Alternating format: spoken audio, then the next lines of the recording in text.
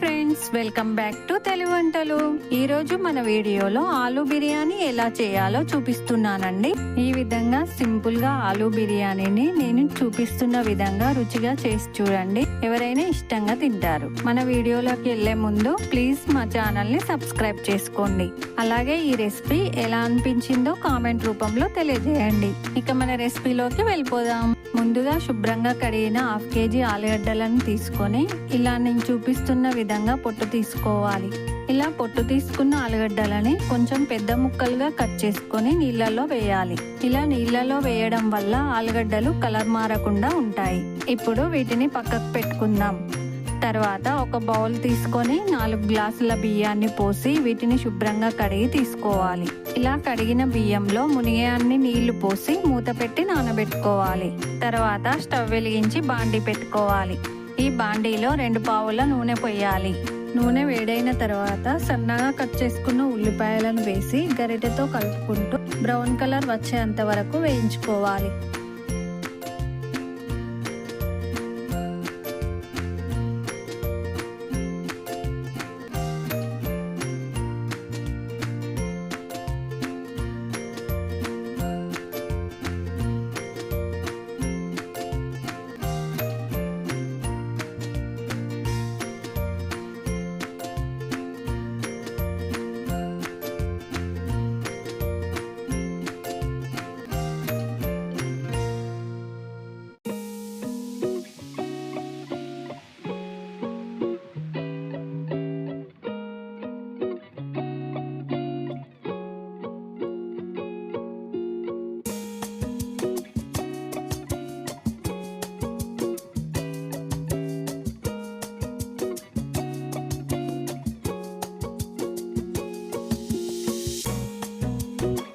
ఇలా ఉల్లిపాయలు brown colour లోకి వచ్చాయి. ఇప్పుడు వీటిని ఒక బౌల్లోకి తీసుకొని పక్కకు పెట్టుకోవాలి. ఇప్పుడు అదే బాండీలో అలా గార్నిషింగ్ కోసం కొన్ని జీడిపప్పులను వేసి గరిటెతో కలుపుకుంటూ దోరగా వేయించుకొని పక్కకు తీసుకోవాలి. తర్వాత స్టవ్ వెలిగించి బాండీ పెట్టుకోవాలి. బాండీలో 2 స్పూన్ల నెయ్యి వేయాలి. నెయ్యి వేడైన తర్వాత యాలకులు, లవంగాలు, 2 బగారాకులు, 1 దాల్చిన చెక్కని, అలాగే పొడుగ్గా కట్ చేసుకున్న మిర్చీలని, కట్ చేసుకున్న ఉల్లిపాయలను వేసి గరిటెతో కలుపుకుంటూ వేయించుకోవాలి.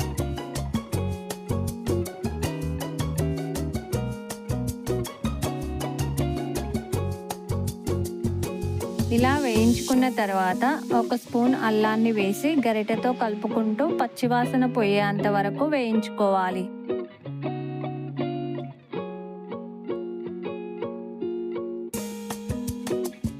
తర్వాత మనం కట్ చేసుకున్న ఆలుగడ్డలను వేసి మొత్తం కలిసేలా బాగా కలుపుకోవాలి. తర్వాత 1 స్పూన్ ఉప్పు వేసి ఈ మిశ్రమాన్ని బాగా కలిసేలా కలుపుకోవాలి.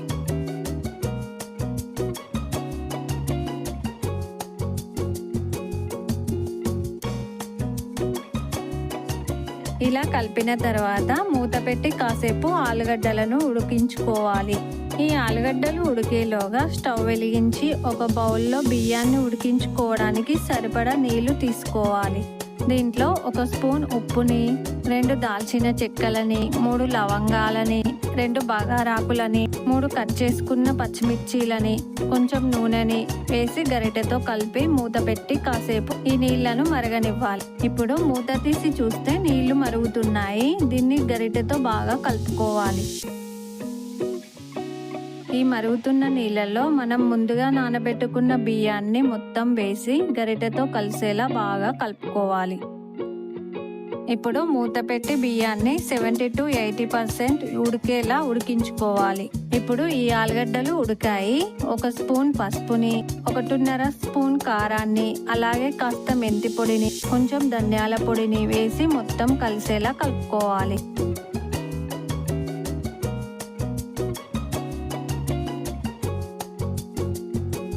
ఇంతలో మన అన్నం 70 to 80% ఉడికింది. స్టవ్ ఆఫ్ చేసుకుందాం. ఇప్పుడు ఈ ఆలుగడ్డల్ని సమానంగా అనుకొని వేయించుకొని పక్కకు పెట్టుకున్న ఉల్లిపాయల్ని ఒక లేయర్లా వేయాలి. తర్వాత స్ట్రైనర్తో తీసి అన్నాన్ని సమానంగా ఒక లేయర్లా వేసుకోవాలి. అలాగే మరొక లేయర్ ఉల్లిపాయల్ని వేసుకోవాలి. నేను చూపిస్తున్న విధంగా అన్నాన్ని మొత్తం వేసి ఉల్లిపాయల్ని వేయాలి. అలాగే కలర్ కోసం ఆయిల్లో మిక్స్ చేసుకున్న పసుపును వేస్తున్నానండి. అలాగే గార్నిషింగ్ కోసం వేయించుకొని పక్కకు పెట్టుకున్న జీడిపప్పుని వేసి ఇప్పుడు స్టవ్ని లో ఫ్లేమ్లో ఉంచి మూత పెట్టి 10 నుంచి 15 నిమిషాల పాటు అలా వదిలేయాలి. 15 నిమిషాల తర్వాత మూత తీసి చూస్తే మన ఆలు బిర్యానీ రెడీ అయింది. ఇప్పుడు స్టవ్ ఆఫ్ చేసుకుందాం. ఇంతే సింపుల్ గా ఆలు బిర్యానీ ఇంట్లోనే చేసి చూడండి, చాలా బాగుంటుంది. ఇంతేనండి ఈ రెసిపీ. మా రెసిపీ మీకు నచ్చినట్లయితే మరొకరికి షేర్ చేసి ఈ వీడియోని లైక్ చేసి మమ్మల్ని సపోర్ట్ చేయండి. మరో కొత్త రెసిపీతో మీ ముందుంటాను. Thank you for watching.